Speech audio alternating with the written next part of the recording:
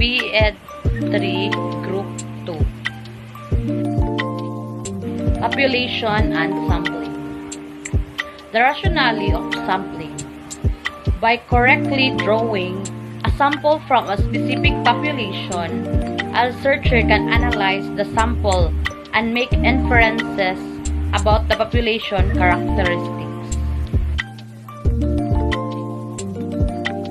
Population is all subject you want to study.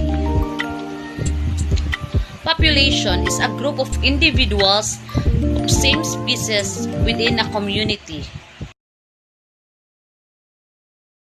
Sampling selected a group of subject for study in such a way that the individuals representative the large group from which they were selected. Sampling means selecting the group that you will actually collect data from your research.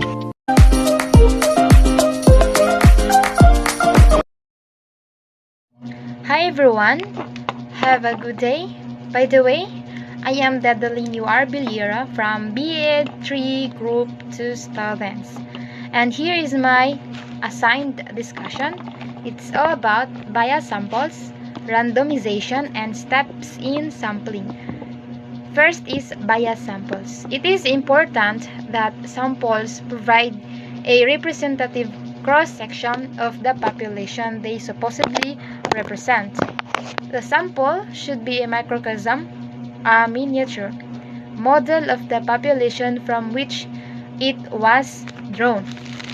Bias samples in research, it occurs when members of the intended populations are selected incorrectly, either because they have lower or higher chance of being selected. We all know that bias samples, it occurs when some members of the population are systematically more likely to be selected in a sample than others. So that is a bias samples. Second is randomization. It is the process of randomly selecting population members for a given sample, or randomly assigning subjects to one of several experimental groups, or randomly assigning experimental treatments of groups. Randomization. Makita nato ni siya Japon sa atong research. So in which nga kanang mag-provide tawag kanang survey, random lang gyapon nato sila paghatag sa mga questionnaires. It's inaaron na sa mga researchers kung unsa gyud ang ilang mga kwan. Random magyapon na ilang pag-selected those students na. Second is steps in sampling. Identify the target populations. Nga naman ta nga i-identify ang mga target natong population. It's because nga importante kayo nga identify ta sa atong mga target population para pod nga kanang sunod-sunod ang mga proseso nga atong mga bulahaton. So the target population would be all professors in all Southern Baptist seminaries. In a study of job satisfaction of local church staff ministers. The target population is all staff ministers in all church. Muna ang example sa identify the target population. Ang diri ang nakabutang is ilang target daw population is ang mga staff ministers sa tanang churches. So kani siya sa inyo ra gyapon sa ato ra gyapon mga title nga atong gina need na to ang answers. So dire is ang yang example dire sa identify the target population ang mga staff ministers. Second, identify the accessible population. Ato Japon identify ang mga accessible population. Dire, since it is usually not possible to reach all the members of a target population, one must identify that portion of the population which is accessible populations. Depends on the time and resources of the researchers. So dire, sa atong research, ato Japon i-identify ang mga accessible population para pod nga dali ra, easy ra kay natay mga accessible, natay mga resources, those nga questions or those nga atong gipangita nara gyapon didto nga population. So maura gito ang kuha og daghan kayong salamat sa inyong pagpaminaw.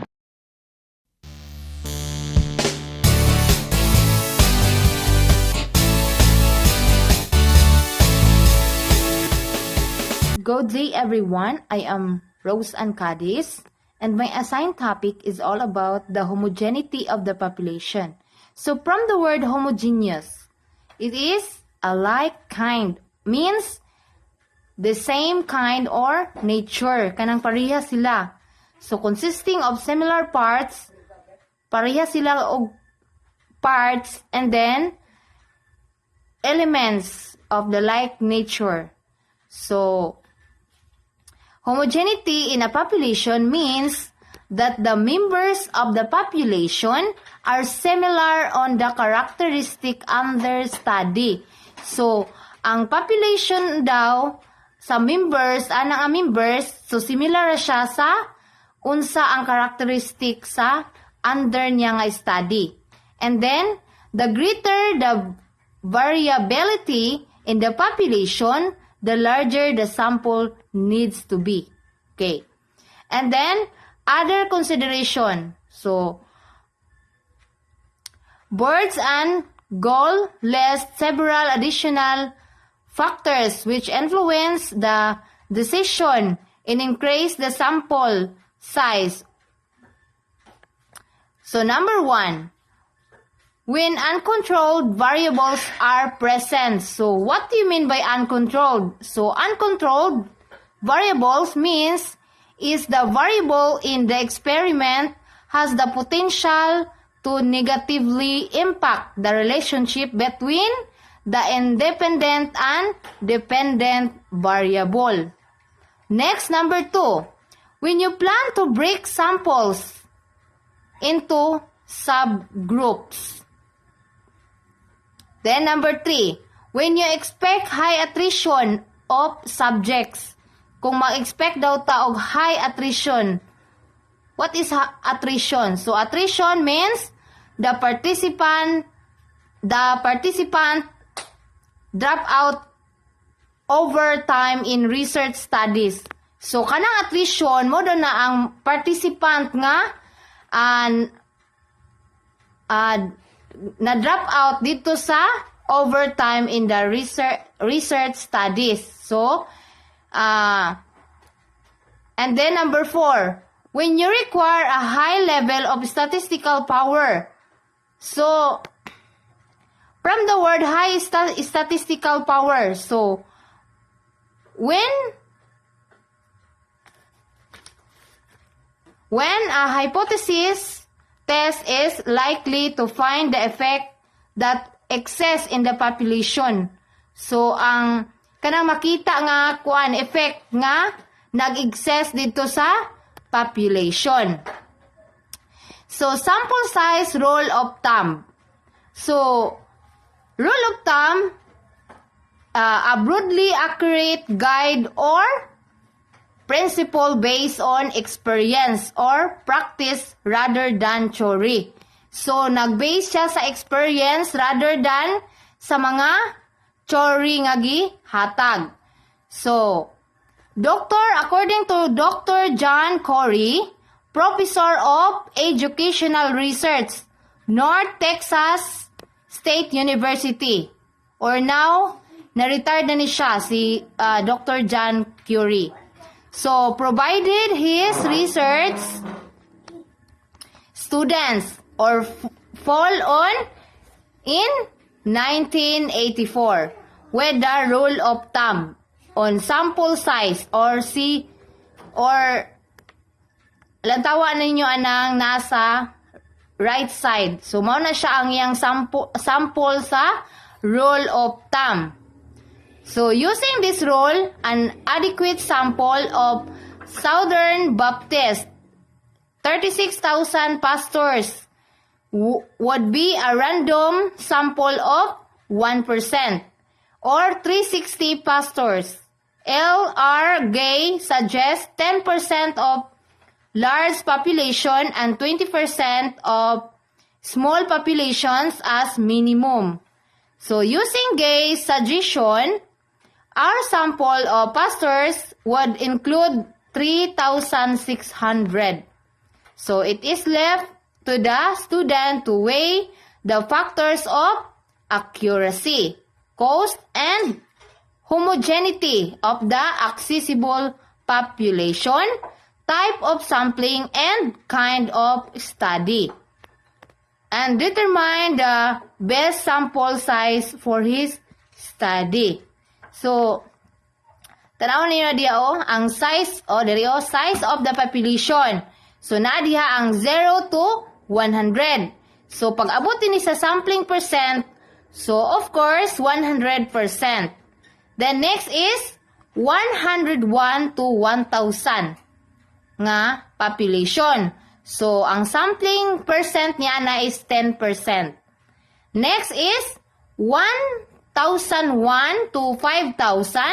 So, ang sampling percent is 5%. And then, next is 5,001 to 10,000. So, ang iyang sampling percent is, excuse me, 3%. And then next, the last one, 10,000 plus. So, of course, ang iyang sampling percent is 1%. So, gamay ra gid siya. Gikan siya sa dako, paubos sa gamay. Kay gikan sa 100% up to paubos 1%. So, the final step is to actually select a sample predetermined size from the accessible population. So, that's all, and thank you for listening. Good day everyone, especially to you sir. I am Jovelyn Siugay and now I will be reporting about the types of sampling. Here are some types of sampling which are simple random sampling, systematic sampling, stratified sampling, and cluster sampling. So when we say simple random sampling is a method of choosing sample in which all the members of the population are equal chance to be selected, also known as lottery techniques method. So example of simple random sampling is all BEd 3 group 2 ang population. But ang imong gusto is 20 respondents lang, then you get the list of BEd 3 group. Then, you put number from 1, 2, 3, 4, and so on. After that, i-apply din nato ang lottery techniques method. So, magbunot na yung tag 20 ka buok. Then, kung kinsa to mga names na atong nabunutan, automatic mauna to siya ang atong respondents. Second is systematic sampling.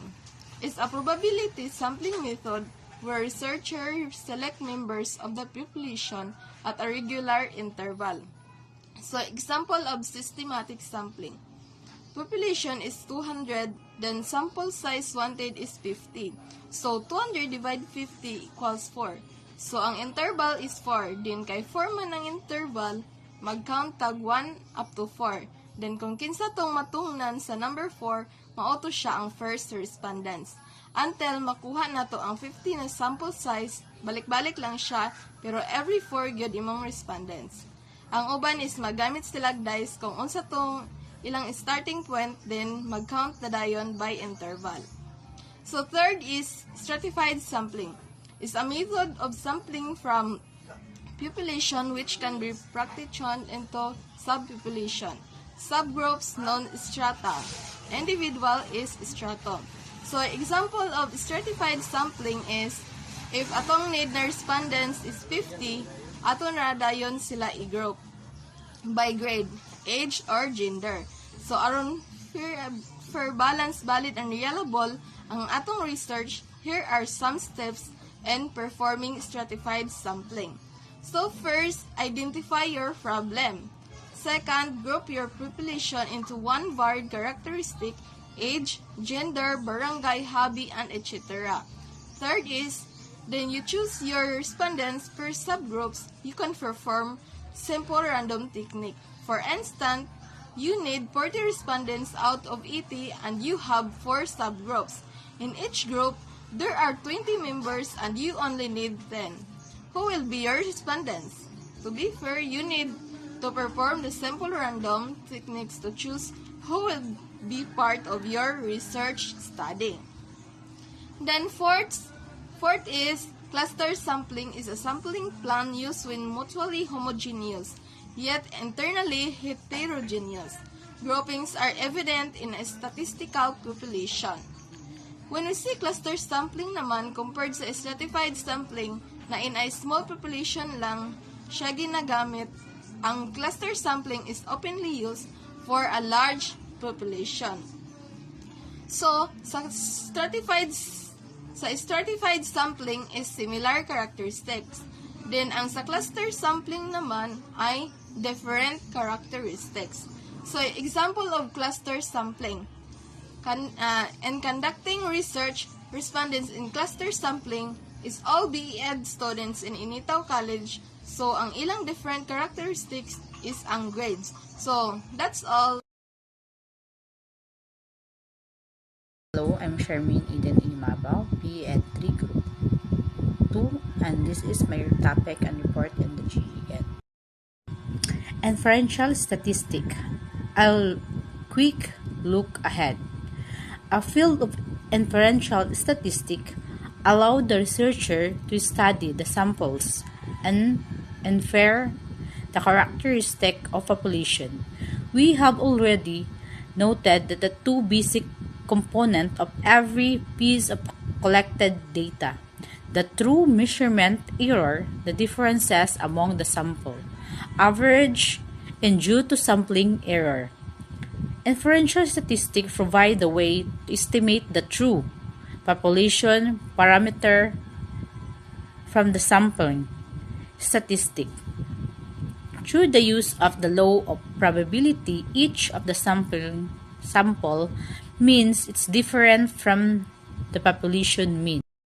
Statistic.